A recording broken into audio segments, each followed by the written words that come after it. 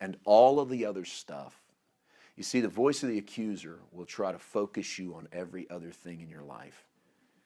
The voice of the diabolos, it's not just some running around devil, but it's literally the voice of accusation. Did you know society is one of our greatest diaboloses?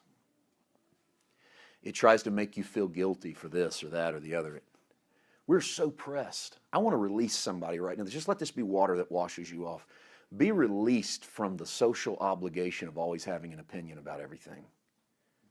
This is causing us undue stress. Everybody, because social media is in front of us and we have a 24-hour news cycle, there's two really bad things that have happened in the American church because of the 24-hour news cycle. One is we've become convinced that the world is worse right now than it's ever been before. That is a lie. The world is better right now than it has ever been before. I've never said that in a church yet where I didn't get some face looking at me like I was from Mars. Because we have watched the news cycle so much that we're convinced that it's never been this bad. Do you know, right here in this country, less than a half a century ago, assassinated a president, assassinated a candidate, killed at least 3 national civil rights leaders, lost 56,000 Americans in a foreign war, had riots in the streets in major cities at national conventions, right here in this country, in our streets. Less than 30 years before that, millions of civilians killed. Britain bomb ratings, 43,000 civilians killed in less than 3 months. We saw carnage the world over in World War I and World War II. We're living in an age right now where there are less nations at war with one another than there have ever been in the history of recorded man. Did you know that? But if you watch the news, we'll become convinced that we have more problems than we've ever had before, because the 24-hour news cycle picks up every single thing bad that happens on the globe and throws it in front of your face. And you were never meant to process that kind of information. And because of it, we walk away and go, God, the world's going to hell in a handbasket. No, it's not. It's just that it makes for really good ratings to tell you every single bad thing. Notice your nightly news. I'm going to challenge you. I live in the second largest media market in America, in LA.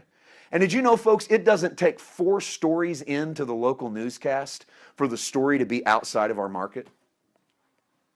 It doesn't take 4 stories for us to pick up something from Milwaukee or Miami or New York or the middle of Kansas. And I watch it every night and go, we had 3 stories in the largest media county in America. We had 3 stories worth reporting? Yeah, pretty much. But we need you to see everything going on all around the world that's bad and that's negative, so that by the time you get to the end, you click it off and go, man, God, we're going to have to do something about this. We're going to have to fix this problem.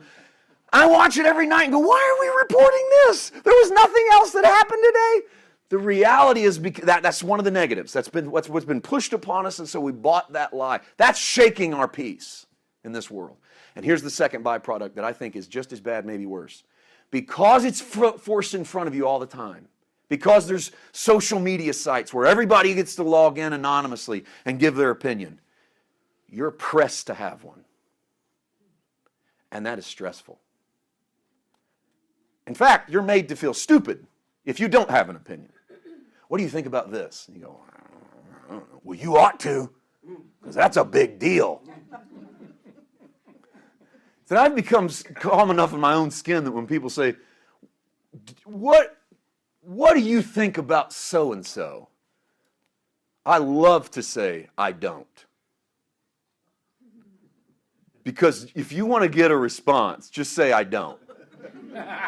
What do you think about so-and-so? I don't. What do you mean you don't? I don't think about so-and-so.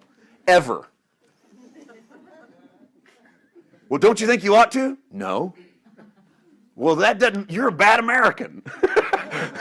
We've even drugged that over into the church. You're a bad American if you don't have an opinion. Listen, we're so stressed, and we've lacked the calm and collectedness because we're listening to the voice of the accuser.